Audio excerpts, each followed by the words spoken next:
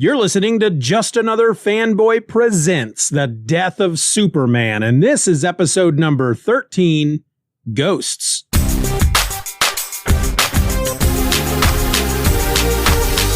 Hello and welcome to Just Another Fanboy Presents. I'm your host. My name is Steven, and today we're going to shuffle into week number 13 of the epic crossover event, The Death and Return of Superman. Martha Kent has lost her son, but will she lose her husband too? Let's find out together with issue number 21 of Superman, Man of Steel. This issue hit the stands 30 years ago this week on January the 12th, 1993. It had a cover price of $1.25, and the title of this issue is Ghosts. It was written by Louise Simonson, pencils by Jon Bogdanove, inks by Dennis Janke, letters by Bill Oakley, and the colorist was Glenn Whitmore. So, yeah, let me tell you what happened. This synopsis that I'm getting ready to read to you was provided by DCFandom.com and edited by me. As the issue opens, Metropolis is flooding, Superman is drowning, and Lois Lane is unable to save him. Then, just before Superman is about to be pulled under, the phone rings, waking Lois from her nightmare. On the phone is Perry White, who tells Lois that Metropolis is flooding. And sure enough, we are taken underground, where the underworlders are fleeing from the rising water. Meanwhile, Jonathan and Martha return to Smallville. Jonathan is still grieving heavily from the loss of his son, and begins losing himself in memories. Elsewhere in the Cadmus labs, the Newsboy Legion tell Guardian and Double X about the flooding, and they are disturbed to see Superman's body being experimented on. The Underworlders discover that a Cadmus explosive charge is to blame for the flooding, as Lois begins her investigation into what, at this point, above ground, are rumors of the flooding. She starts at the Metropolis Stock Exchange, where she's had reports that the basement is flooding, suspending all market activities. While a security guard is no help, she overhears from evacuating employees of a possible explosion under Superman's tomb. In Gotham City, Alfred mentions the flooding to Batman, and both men agree that Metropolis sure could use Superman. Looking at the kryptonite ring in the Batcave, Batman wonders if he should get rid of it, but decides against it because of its symbolism of Superman's trust in him. Meanwhile, Lois comes across Maggie Sawyer at Centennial Park. Maggie tells Lois about the previous night's events. A short time later, the Underworlders find Lois and give her definitive proof that Cadmus is to blame for the flood, and therefore, Cadmus must have Superman's body. Lois and the Underworlders invade Cadmus to take back the body. The Newsboy Legion comes along to help, but the alarm is triggered before they can move the body. While they escape empty-handed, Lois has enough proof to write a story about what Cadmus has done. Later, in Smallville, Jonathan reads Lois's story. His feelings of the inability to protect his son cause Jonathan to have a heart attack in Martha's arms.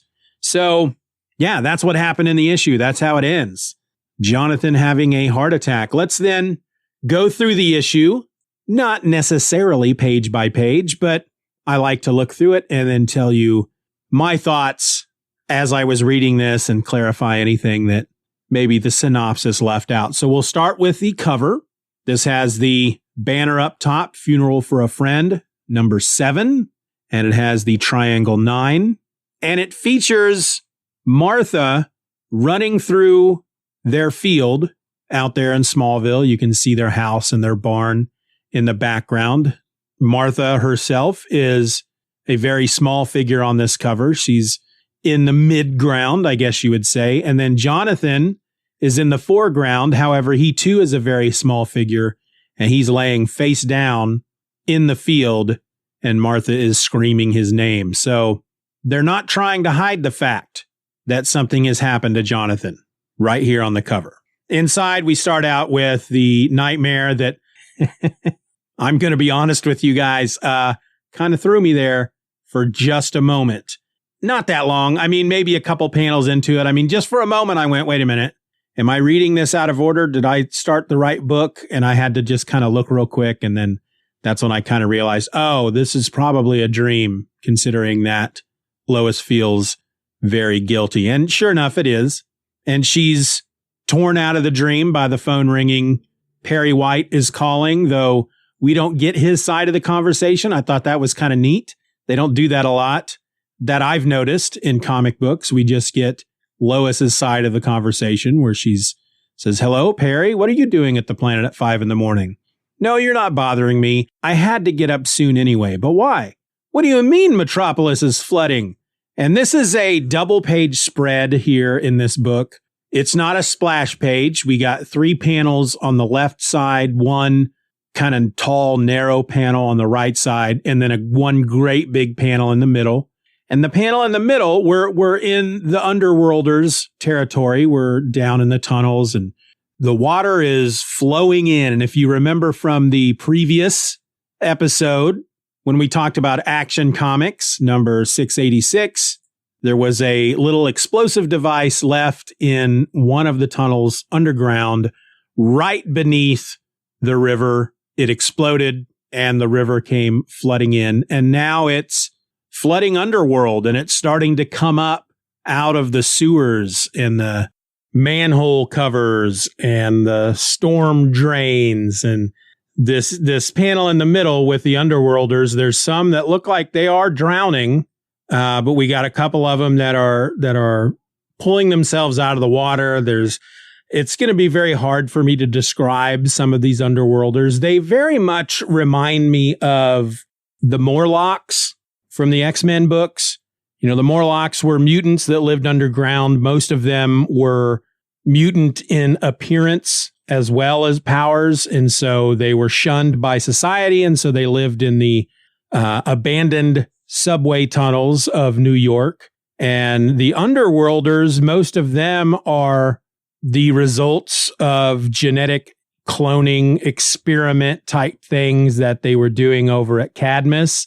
But based on some of these Underworlders, I just have to wonder what kind of experimentation they were doing, because there's one guy, for example, who's hanging off of this pipe, and he's just basically a flesh-colored torso with a long tail, and looks like he has a pair of eyes, but I don't see a mouth in there, and doesn't have any legs. It's just his body just turns into a tail, but they call him Stretch. So maybe he's stretchy. Maybe, he kind of looks like something you'd make out of silly putty, I guess. And then you've got another one that is basically some kind of weird, like snail made out of slime or something. The body of the snail. I don't know. It's very weird looking. And we get some more of them a bit further into this story that are kind of different.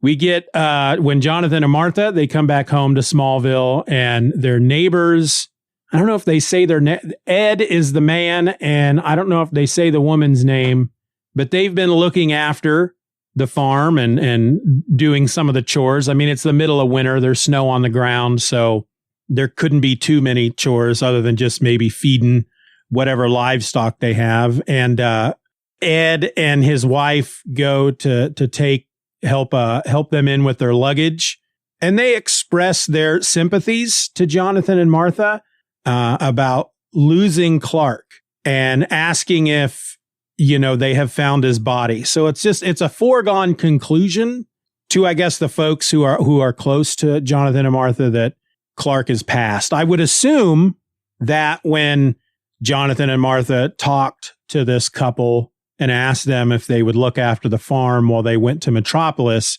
that they probably just went ahead and told this couple and neighbors or whatnot. The story at this point is they don't expect Clark to be found alive. As far as they're concerned, he died in the destruction, and right now all they're waiting on is for the rescue workers, I guess, to find his body. So Martha goes in with Ed and his wife. But Jonathan tells her, you go on in. I'm going to go see to old Bessie. Bessie would be their cow. And as Jonathan steps into the barn, he's immediately overcome by this memory of Clark as a young boy and Bessie as a young calf. And the two of them, Clark is feeding Bessie, and he is getting her ready. He's excited about taking her to the fair, hoping that she'll win a blue ribbon. And he asks his pa, do you think maybe she has a chance at a blue ribbon at the 4-H exhibit at the fair? Jonathan says, if hard work and care can make a calf a winner, son, that little gal's a blue ribbon champ. And Clark hugs him and says, thanks, Pa. If she wins, it'll be because of you. And Jonathan says, me? And Clark says to him, you're the one who taught me how to care. And again, this is a Louise Simonson issue. So her and Jon Bogdanove just know how to tug at Stephen's heartstrings here. But Martha, eventually, I'm assuming that Jonathan has been out in the barn for a while, because Martha comes looking for him. And not only is Jonathan kind of overwhelmed by this memory, he's actually sort of living it as well, because when Martha finds him in the barn, he's on his knees, and she says, did I hear you talking to somebody out here? And Jonathan says, nobody's here, Martha. How could I be talking to anybody? So from there, we go to Cadmus. Guardian and Double X are looking over the body of Superman, who is hooked up to stuff. He's got some bandages on. I'm not sure exactly why. I'm going to assume that they were able to maybe extract some tissue from him, because I think it was in the Action Comics issue we read last week that said that all of his wounds had already been healed by the time he died, or at least by the time they were able to kind of give him a once over after he had died. And they don't know if that happened after death, that his body was still healing, or if that happened before he died. And of course, the theory is that happened before he died, but he's got bandages on. So I have to assume that they've been able to extract some tissue from him. Guardian and Double X are discussing how both of them feel a bit uncomfortable about what's going on. And Double X kind of doubles down on the whole, this might not work because we don't have a living brain to put into the cloned body. And yeah, they said that they can use his memories or his brain scan of Clark, but they don't know if that's going to actually work. Now, at this point, that's when, as the synopsis puts it, the Newsboy Legion comes in. When we talked last week a little bit about the Newsboy Legion, we were talking about characters who were adults at this point, but these appear to be young boys. And there's no explanation in this issue of just exactly who they are, other than at one point when they meet Lois, they say we're the Newsboy Legion. So obviously, for folks who have been reading this book for a while, they understand what's going on here. As somebody who hadn't read the book or anything before the death of Superman, I had no idea who these people were, but it did not in any way take away from my enjoyment of this story. I learned eventually, and I'm pretty sure it was through that BBC audio drama I talked about, that these are clones of the original Newsboy Legion. So I'm not really sure how that works, because they obviously didn't transfer the brains of the original Newsboy Legion into these clone bodies, because all those dudes are still alive. They're still up and walking around. So I don't know how that worked. Hopefully when I go back and start reading all these Superman comics from John Byrne's Man of Steel #1 up through until I get to the death of Superman, all that'll make a lot more sense. And hopefully I may be possibly, doing something as I'm reading those books. I don't know. It's December 12th as I record this here episode. I know that it's going to release on January 12th. I don't know if I will be far enough along in this little project I'm working on by January 12th in a month to really start announcing a bunch of stuff. I'm really looking forward to doing that, though. Unfortunately, it seems like each time I think I have it down in my head what I want to do, before I can get started. I realize, nope, there's a better way to do that. And then I go down a different direction. So we'll see. We'll see. We get a bit more in Smallville with Jonathan at the table having some oatmeal. And once again, he's lost in a memory of Clark as a toddler eating oatmeal there at the table. And then we go to the Underworlders again. There's a group of survivors. Looks like a lot of them have survived. And here is where we meet some of the really weird ones. There appears to be a giant frog in the water that is big enough that there are 3 people coming out of the frog's mouth. We have 2 people that they refer to as Sponge and Hothouse that look like they have like the face. Their heads are basically almost elephant heads, but I don't see any big ears because they have hoods on, but they have these trunks and it looks like they have these big wings instead of arms, and they're using them to wrap their wings around people to dry them off. So Sponge, I guess, will soak all the water out of these people, out of their clothes and off of their skin. And then Hothouse will dry them. I guess this underworlder radiates heat within the wings. I don't know. It's really weird. They look exactly the same, but apparently they do 2 different things. And then it's also here that we meet Teletype. So Teletype is a freaking sea lion. The head of a sea lion. The hands are basically fins, the fins of a sea lion, but there's actual fingers and an opposable thumb, but they're kind of almost shaped, if he just holds his hands out, they look like fins.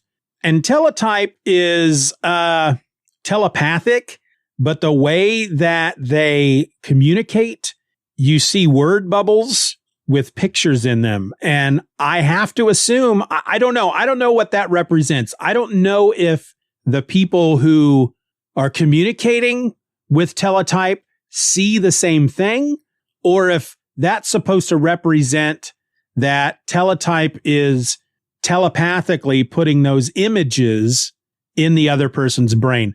That's what I have to assume, because the word bubble or the balloon is kind of like a modified thought bubble. Teletype doesn't speak, but they communicate telepathically in pictures, almost rhombus form, because Teletype is, they're holding this explosive device that has a Cadmus symbol on it. And then the thought balloon shows the explosive device an equal sign, an explosion, like a word balloon explosion with the word boom in it, another equal sign, and then a hole in a wall with water coming out of it.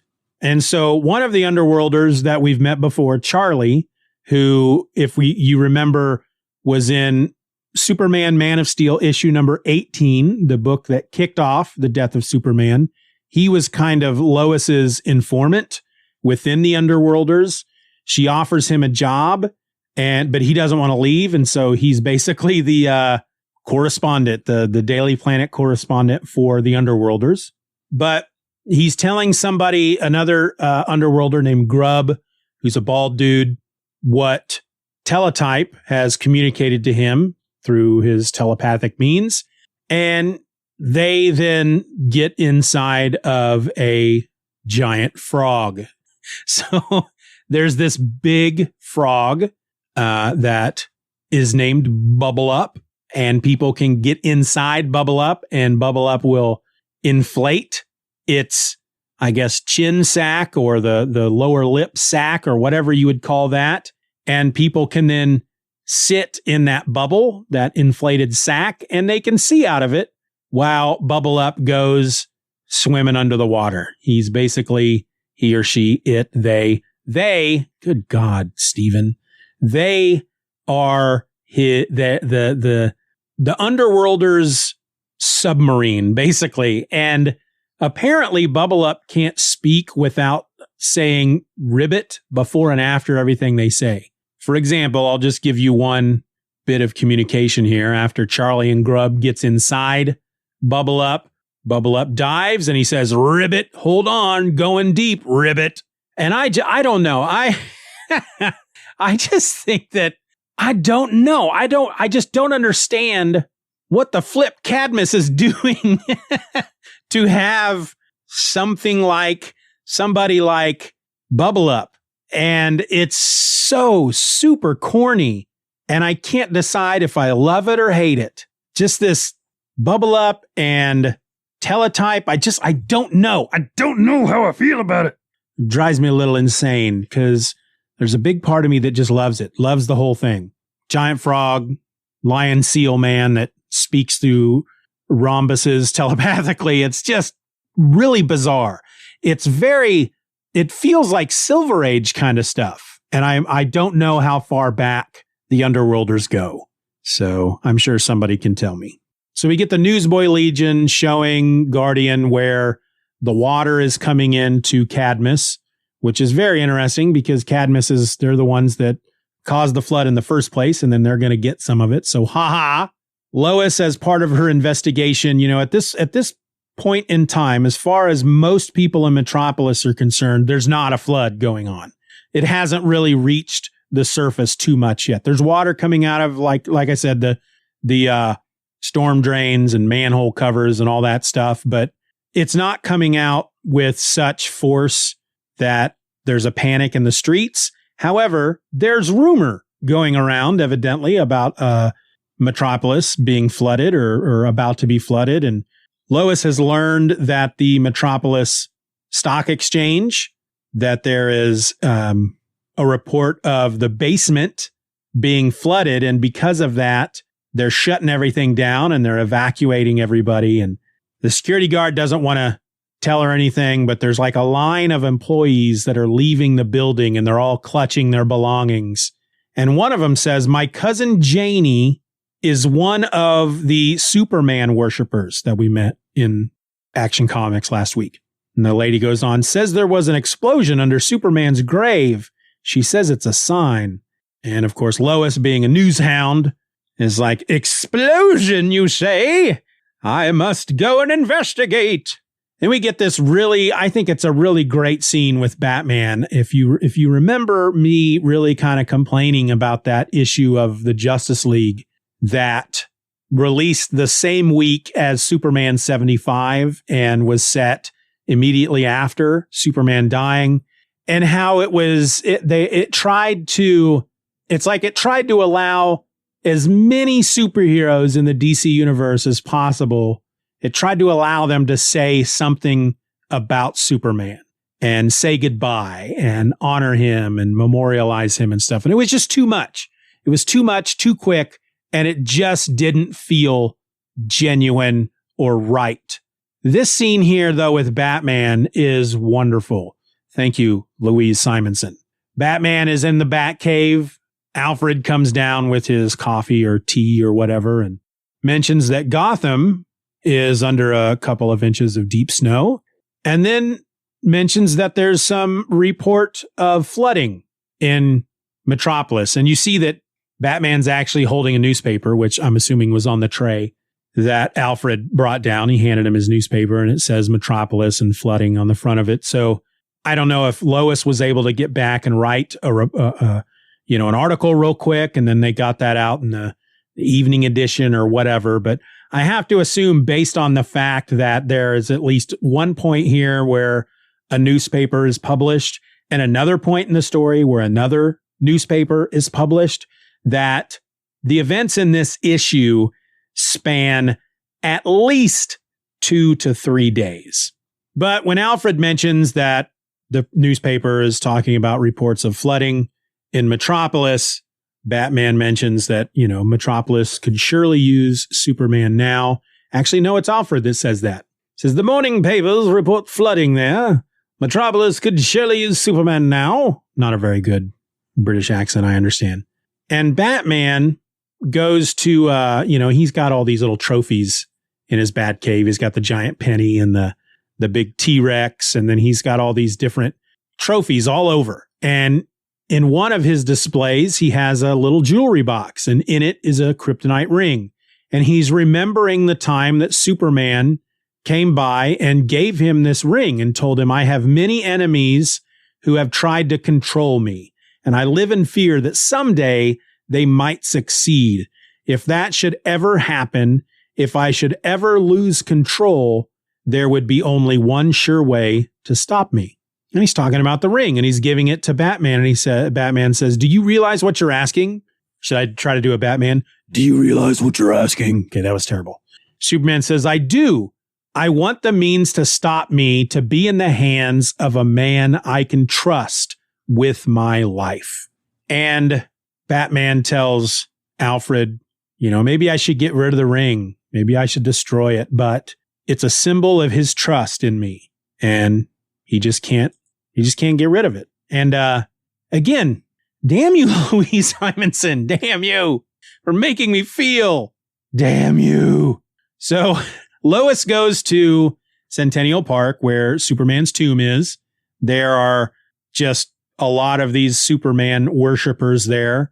Though in this issue, they're drawn in their regular clothes. They're not wearing the big robes that they were wearing in Action Comics. But some of them do have like the Superman symbol on their forehead. I don't know if it's a tattoo or if they've drawn it on there, but they're carrying signs that, like, one of them says, he died for you. And they're calling out, be prepared, he'll come again. And you know what? They're right. That's what's kind of funny about that. But Lois tries to approach the tomb. There's two beat cops out front, and they're trying to stop her from going through.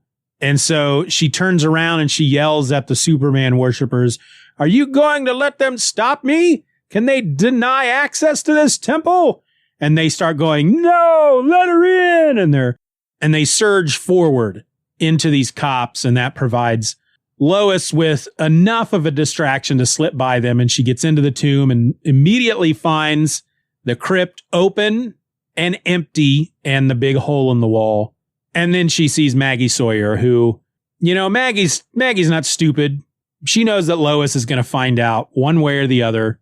So she might as well give her the correct information. And she tells her what happened the night before with Supergirl and Lex Luthor Jr. and Dan Turpin and all of them going underground and the explosion and the flood. And she's standing alongside the river, looking out at the river, and she's thinking about all this. And then a giant frog pokes its head up out of the water, and a grown man leans out of the frog's mouth and says, Miss Lane, down here, it's Charlie. And as the frog rests on his elbows on the dock or whatever this is alongside the river, chin resting on their hand, Charlie and Grub go to tell Lois what they found. And it's it's an explosive device. I don't know. They're carrying it around all nonchalantly. So maybe it's a detonator or something, but it's something that had to do with the explosion, and it's got the Cadmus logo on the side of it. And so they tell Lois, Cadmus caused the explosion. They caused the flood. They must have Superman's body. We go back to Jonathan, who is reliving another memory. It's the one from Man of Steel, issue number 1 from John Byrne. And it's the scene after Clark leaves home and he comes back and he's up in his room, and it's drawn in such a way that his eyes are completely covered in shadows. So I guess he's supposed to look dark and brooding. And to me, he looks just 100% creepy. And they reproduce that here in this issue. And again, he looks just as creepy. And it's a scene where he's telling his pa what happened when he saved the big space plane or whatever it was called back then. And he hadn't been wearing a costume at this point. He hadn't gone under the name Superman. He was just traveling the world, learning about life, learning about people, helping people where he could. And in this case, he had to step in and save this plane. And so he flew up there and did it. And when he brought the plane down, the crowd just, as he says, they all wanted a piece of me. And the memory is interrupted by Martha coming into the room. Jonathan, who are you talking to? What are you doing sitting in Clark's room in the dark? Jonathan says, I had the idea, Martha. The costume, the secret identity. I loved him. I thought I was helping. It's my fault, Martha. I didn't know. Martha takes his face in her hands and she says, "It's not your fault any more than it is Lois's. You know that." And they hold each other on Clark's bed. And again, I just want to shake my finger at Louise Simonson for daring to make me feel something in my heart. We then get Lois in full scuba gear. She and Charlie and Teletype and another underworlder that they call Pack Horse, who's like a little kid with a weird, I don't know what kind of head you would call that. I'm gonna call it I don't know. He's got a tube for a face. He's got a big round head with a tube coming off of it for his nose and mouth, or her nose or mouth. I don't know. I don't know why I'm just assuming everyone are men. It's probably because I'm a man and that's what we do because we suck. But Lois is in scuba gear because Bubble Up can only hold like 2 people. So Bubble Up has Charlie and Pack Horse inside them. Teletype is a freaking seal with hands wearing a robe and a hood, which just looks weird when Teletype is swimming around in the water. But Teletype doesn't need to be inside Bubble Up. So they all go to Cadmus and we learn why Pack Horse is called Pack Horse. And it's because Pack Horse can carry people into places. But the way they do that is they can phase through things, and anyone touching Pack Horse can phase through solid objects as well. So everyone is basically holding on to Pack Horse. Pack Horse is holding Lois from behind. Charlie is holding on to Pack Horse's legs, and Teletype is holding on to Pack Horse's back, and they all phase through these rocks straight into the Cadmus project, right into one of their tunnels. And immediately they are intercepted by a pair of guards who are wearing what appear to be just regular U.S. military uniforms. And Lois Lane freaking gets up there and judo chops one or judo kicks one right in the face. She just goes flying through the air. Bam!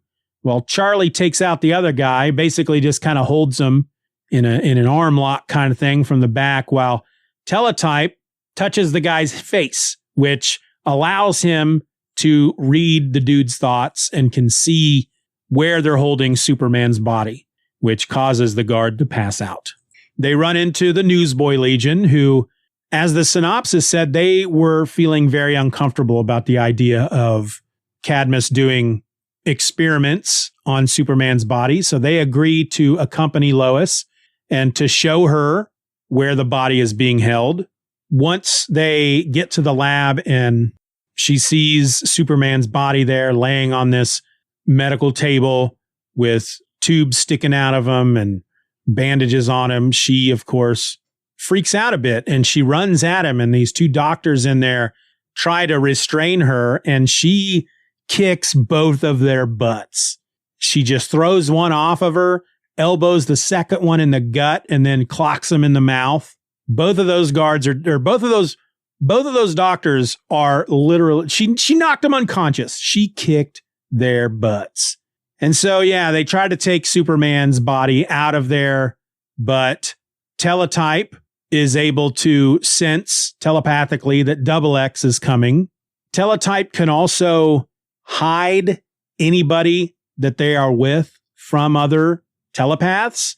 So Double X knows that there's something wrong, but he doesn't know exactly what it is, because he tells Guardian basically that he suspects a powerful telepath has been at work here, because they do discover the 2 doctors that have been knocked unconscious, but they don't catch Lois or the Underworlders. Charlie apparently had Lois's camera with him, and though the comic I'm reading says, "Here's your camera, Miss Lane, get some good incriminating shots," I'm assuming that's supposed to mean got some good incriminating shots, which means Charlie got some photos. Lois goes immediately back to the Daily Planet and writes an article calling out Cadmus, telling the world what Cadmus has done. She's got freaking pictures of it and everything. Last page of this issue has Jonathan standing out at the crater out in their field where baby Kal-El crashed in the rocket. He's holding the newspaper that has, the daily, he's holding a Smallville Star, but it too is running Lois's story. So she must have put it out over the AP wire. And she did, they do mention here that she did call Jonathan and Martha and tell them about this. She didn't let them discover this through the newspaper. She called and talked to them, let them know what was happening, let them know she was going to write this article. But Jonathan's out there in the middle of winter, freezing cold outside. He's standing out there without his coat on, didn't have any gloves on, and he's just staring into the crater. Martha comes running out to him to find out, just what's he freaking doing? Old man standing out there in the cold. And Jonathan just kind of breaks down at this point. He's feeling more than guilty about what happened to his son. He tells Martha, this is where the rocket brought him to Earth. He seemed so helpless then. I swore then I'd protect him. I'd keep him safe, but I couldn't. I just keep thinking how he said, they all want a piece of me. And then he collapses. And the very last panel of this freaking issue is Martha on her knees holding Jonathan, who appears to be, we're going to assume at this point that he's dead. Based on the front cover of this book and based on what happened here and based on the synopsis that said he had a heart attack, we're going to assume at this point that he's dead. That's what they're going for here. I will tell you with 100% honesty, I don't remember. I know, I know some of it, but I don't remember ultimately how it all falls into place. But I don't want to talk about stuff that I know from issues that haven't come up yet. Anyway, that's how this issue ends. And once again, Funeral for a Friend, the best issues have been Louise Simonson issues. And I don't mean to say that as if I'm surprised, but the surprise just comes from the fact that she's been around for a long time. She's been writing books for a long time. She helped create Power Pack, which I remember a book reading way back then. And I've been reading a lot of her books for decades and read these stories. This is my third, fourth time through.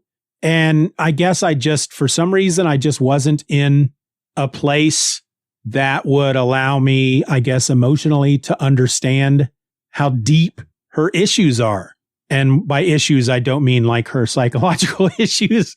I mean the issues of the comic, the issues that she writes. They're just so good. They're just very, when a flippin' comic book, and I'm gonna trivialize it here for a second because I think it calls for it. But when a comic book about a man who flies and wears his underwear outside of his pants can make you actually feel emotion, that's a writer right there. And Louise Simonson is pretty darn amazing. I mean, when I was thinking about getting back into this story, when I was thinking about what I could remember from this entire storyline, the one thing that I kept thinking of was I'm looking forward to Act 1, The Death of Superman. I'm looking forward to Act 3, The Reign of the Supermen. I think that's what I'm looking forward to the most. And I was looking forward to Act 4, The Return of Superman.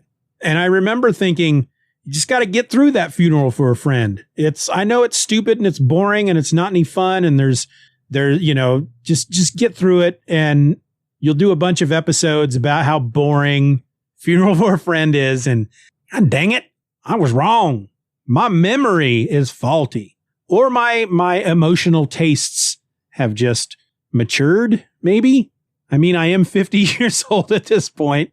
I would like to think so. All right. So let's wrap this up. Let me tell you what we are going to look forward to over the next month based on what was in the back of this book. So next week, Martha and Jonathan Kent have had each other for as long as they can remember. Now, with Earth's greatest hero, their only son, dead, Martha has no one to turn to as Jonathan slowly succumbs to his grief-induced heart attack. And they don't tell us what issue that is going to be in, but based on my schedule, that's going to be Superman number 77. That'll be next week. And then it says in 2 weeks, there is no information on Adventures of Superman number 500 at this time. And it's probably because Superman issue number 500 won't be released until April. I'll talk about this here in a bit, and I'm sure we'll talk about it again next week. But the third box, in 3 weeks, there is no information on Action Comics number 687 at this time.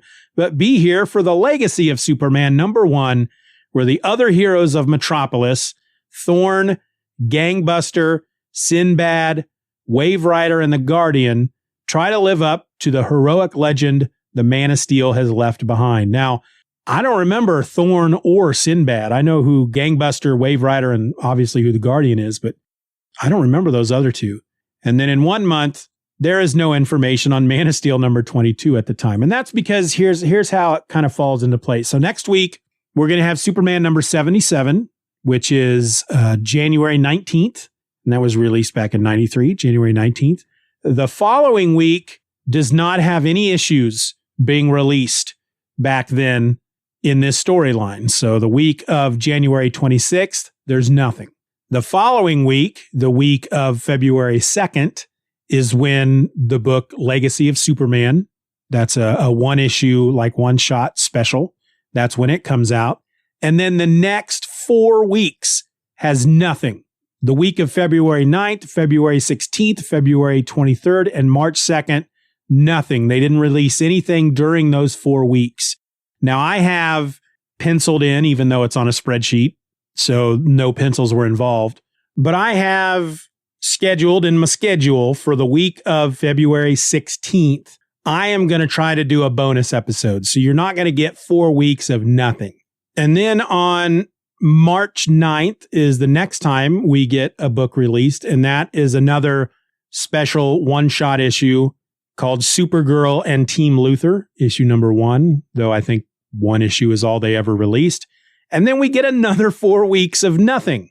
March 16th, March 23rd, March 30th, and April 6th, nothing. No issues are being released until April 13th when they release Adventures of Superman. And then they take another week off, and we don't get anything on April 20th. And then we get back into it with 4 issues in a row in April, take the first week in May off, and then the rest of May, all of June, all of July, and the first week of August, we get issues. There's another week off. We get issues during the last 3 weeks of August and the first week of September.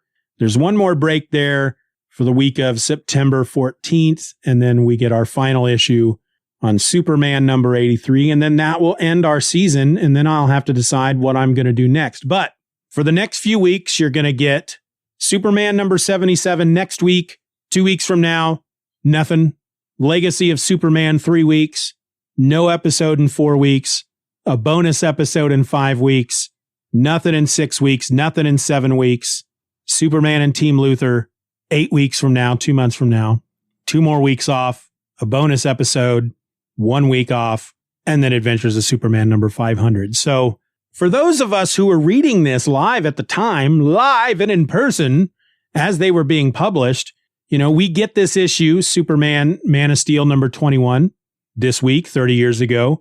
Then we get our Superman number 77. And I know basically what happened with Jonathan at the end of this issue. We get more of that in Superman 77. We'll get a little bit more, a little bit more of the story. But then we get nothing. I'm pretty sure that Legacy of Superman and Supergirl and Team Luthor, I don't know if they go into anything in regard to Jonathan. I don't think we get anything from the 19th of January until April 13th. That's a long time to wait to find out what happened to Jonathan, but that's what we're looking at, folks, for the next number of weeks.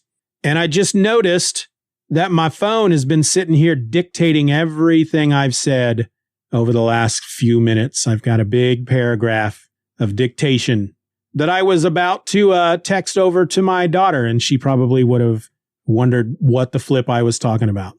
So I'm just going to take a moment and delete that while we're here on the episode, because you know what? Why not? I know you don't care, and I certainly don't care.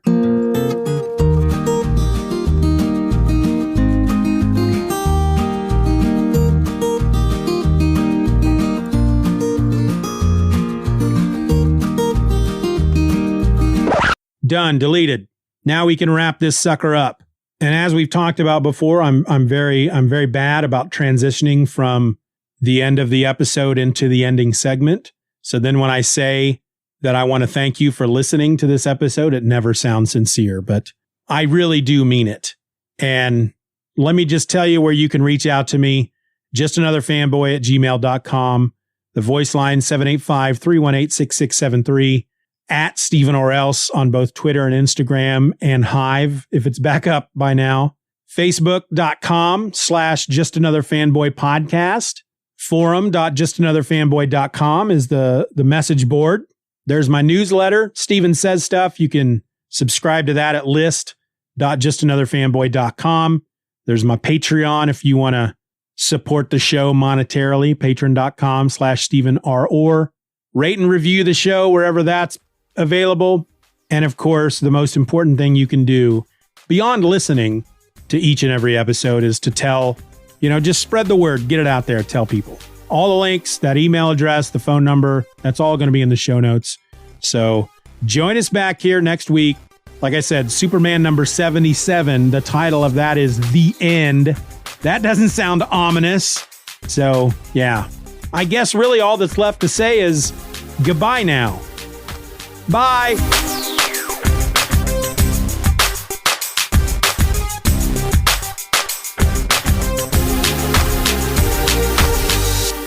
Sorry, I got distracted by a text.